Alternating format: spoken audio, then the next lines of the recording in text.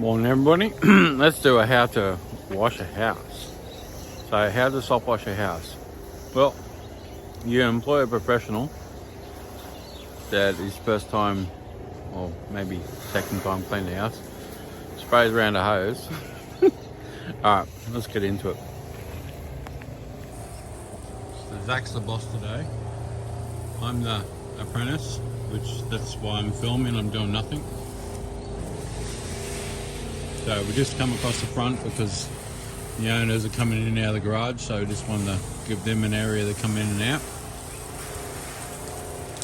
So we applied chemical and now we're just rinsing it off. I've got the broom out because we just have to scrub some gecko poo and get rid of some mud daubers or mud wasps up and around the door there. Those ones there stuck on there, so I might see if we've got some oxalic acid spray up in there. Garage door come up real nice. So yeah, we're gonna track down the sides and stuff. So we'll probably head down that side and go around the back first and see how far we can get that hose around. You'll be YouTube famous soon. Will I get a cut of it? No, sorry, no cut. Didn't you read your employment contract? It says filming is a must. I can't sign that one. I'll blur out your face. Sometimes you just got to rub a broom around the edges of your especially on rendered. Just you get a light layer of dust and grease and stuff coming off the windows, and it's just easier just to rub a quick broom around it and then you're done. So that's one part of your soft wash. And you can basically just rinse all that out. You come up nice and clean once it's dry. Just remember, you're never going to get the house perfect from when it was first painted, especially if it hasn't been cleaned in like 8 years. It definitely hasn't been cleaned in a while. So there is some dirt stains on the house there that we're going to have to tackle. As you can see on the sills, there's a fair bit of dirt kick up. You got mud wasps coming in the side here, cobwebs. And then the screens, we try to hit the screens as much as possible due to there's lots of, like, you can see the dirt layer on it because you just get sucked in once the house is open. So you can see how dirty those are compared to them. And that's basically your red dirt stain. So if you can't get it off with the broom, then hit it with Restorer or an acid, oxalic acid, just to reverse that process on the sill. Now just applying our soft wash solution all over the house, get it nice and drenched. There's nothing to worry about here, everything's been taken out. We've got new grass out the back there, but we're just, there's a gravel garden, so we're just spraying the house itself, so it should be all fine.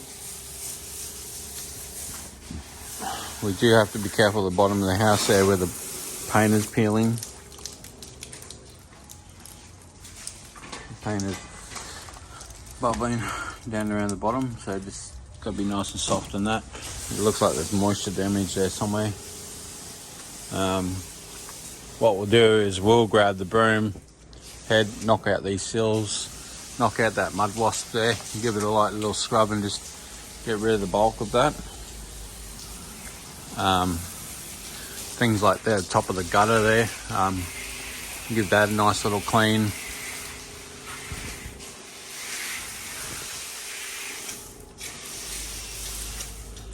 And then she requested that little bit of gutter. Move it out of the way. Otherwise we're going to get covered. As you can see, well, you probably can't see it. But the roof is just starting to get a little bit of algae on the top, on the caps. You can see that discoloration up on the caps there. That's a little bit of algae starting to grow.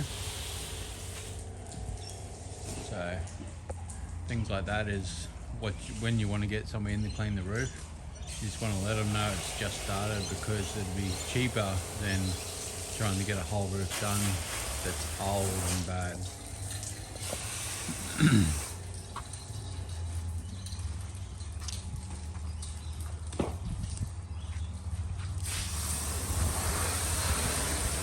So it's not like the solution's bad. It's pretty mild. It's normally what we use on a house wash. You can jump in it, but it's not recommended, so you stay out of the way as much as possible. Just let it do its job. 10-15 minutes, let it soak in. So it's a pretty easy process if you've got the right equipment.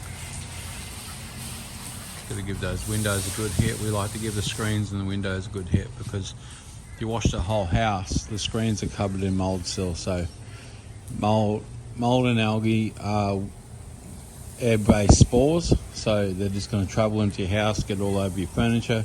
You won't see it until a couple of years' time. You might not see it at all, because it takes moisture and stuff for it to grow.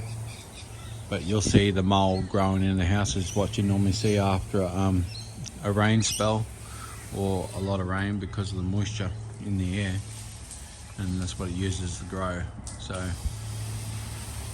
we're just coming through, giving everything a nice dousing, kill everything that's around, and make sure it's all gone, and then we come back and just do all the detail in the washing, where we use a broom. We use other acids to reverse dirt stains that we might have around, rust stains down there. So we can use a product. We might just do a test run on that product and do that as well. So we don't want to do that until that's washed, otherwise we don't want to mix chemicals. I'm just coming back through for a rinse. After we scrubbed everything, give everything good rinse, good flush out. Flush like double the capacity that you put the chemicals on, maybe triple sometimes, just to level everything out. And then that's pretty much it. As long as you got the gear. You got to remember we're using a 10-gallon 24-volt pump that we're using on the truck, so it's a lot more powerful than your 5.5. Some people will come back and just rinse with their pressure washer, which is fine. Just means whacking out another hose when I got enough slap and enough pressure in my 24-volt system not to worry about it. So, you know, it might take 20 minutes extra on a job. You can see something's leaking there. A bit of rust coming out of there. But she's just purring away nicely until I get something different, and then it might roar. So he's just flushing everything down, getting everything rinsed, and when we'll just clean it out and away we go. We do have some stains at the back and a bit of rust stains that we'll do a demo on. But yeah, other than that, we just flush everything out and keep done. And what we've done, we chucked a half a litre in a bottle, mixed up with 1.5 metres, so 3-to-1 or 4-to-1 mixture, and then we just spray it over the walls. Spray it on that sill. Get nice coverage over all the walls.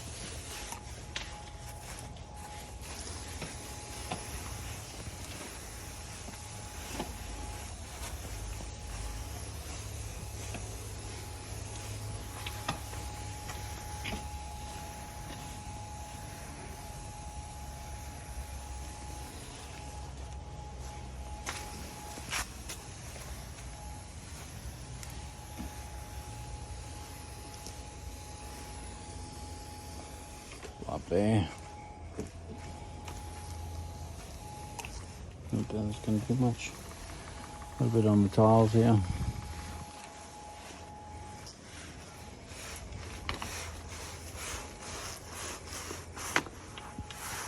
And it's doing a little bit, not doing much.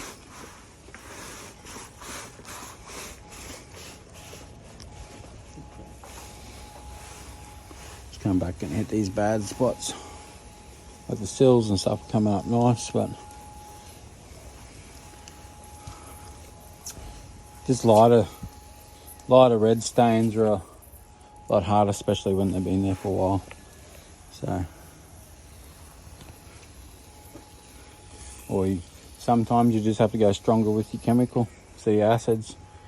It's pretty weak, so that is probably a problem, but sometimes you got to go stronger. But I think that'll be nice. We'll just get that a big rinse and rinse out the back. Have a quick look at that one that we did in the sitting area.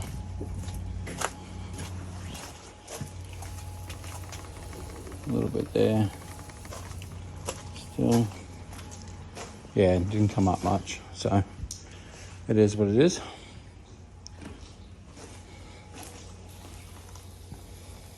We can go stronger, but I don't think stronger is going to help it too much. When it penetrates into the paint like that, you're not going to get it perfect, especially when the dogs rub up against it. You're always going to have a little bit of staining, but it looks fairly decent from an overall perspective. So yeah, we'll turn the pump on and flush all that out, and then we'll pull it around, flush all the pavers out and stuff as we go. Yep.